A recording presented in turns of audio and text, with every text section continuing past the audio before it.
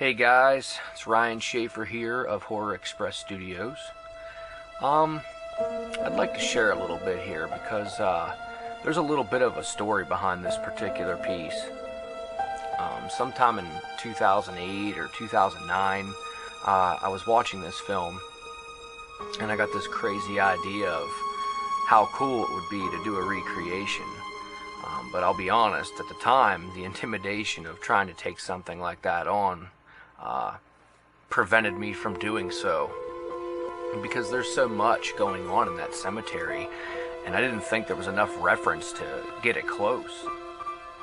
You know, there have been a number of horror movies that have come and gone over the years, but I can't say that I'd ever seen anything quite like this one. This movie scared me so bad when I was younger, and it still gives me the creeps to this day. And I really believe that's where my passion kicks in. I think that is why I had such a drive to want to do a project this big, because it still scares me. I spent a lot of time just on the research alone before I even got started with the build. And now I had the DVD of Pet Sematary, but then I went and I bought the 30th anniversary on Blu-ray. And I had also purchased the documentary titled Unearthed and Untold, The Path to Pet Sematary. And I'd used all the resources from all of that material so that I could gather the best reference photos available that I could get, so I could do this as accurately as possible. Now on screen, if you are walking into the cemetery, all along the left-hand side, most of those grave markers aren't even shown on screen. And so there wasn't very much reference to go by with those. And so I had reached out to Carleen Hirsch, who was the lead greens on all exterior sets, Pet Sematary 1989. And she was kind enough to work with me a little and share some of her personal photographs that she had taken back then. And those were such a huge help. Yeah, I'd like to talk a little bit about the individual pieces that make up the cemetery. Most of everything you see is all handcrafted, fabricated parts. And I made everything using various materials like craft sticks and ABS plastic sheet. I used clothes hanger, I used sheet metal, things of the sort like that. And all of those things went into play, you know, with all the different pieces. So it's taken me quite a long time to make everything for it. So the lighting and electrical aspect of this build, I can't take full credit for. I did the work, however, I have a really good friend who is very good at wiring up LEDs, knowing the right way to do it and the wrong way to do it. He was kind enough to share his knowledge with me and help me wire my Pet Cemetery up the way that I wanted to. And I'll keep his name anonymous, but I really wanted to give a shout out there, as I can't take full credit for that. You know, originally my idea for the platform was to keep the wood plain and stain it.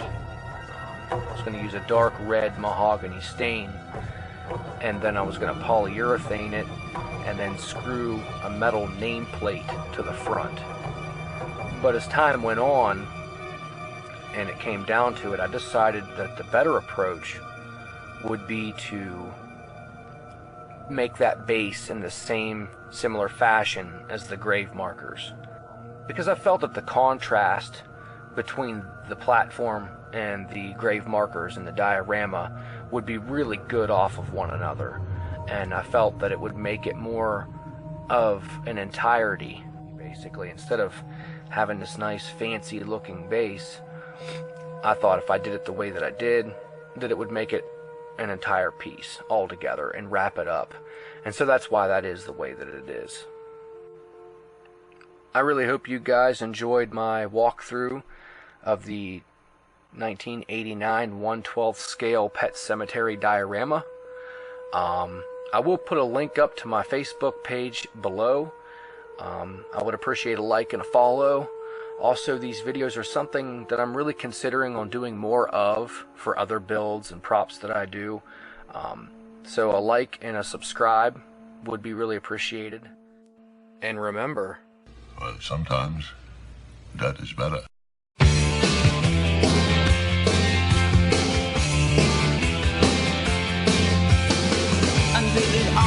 With a steamboat, eating goblets and wallows. Come at the grand light, making a sound. The smell of death is all around.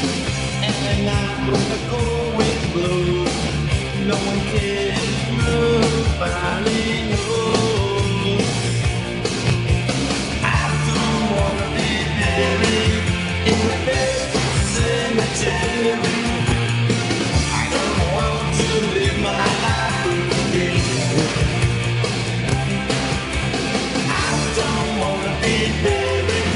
In the best cemetery, I don't want to live my life again.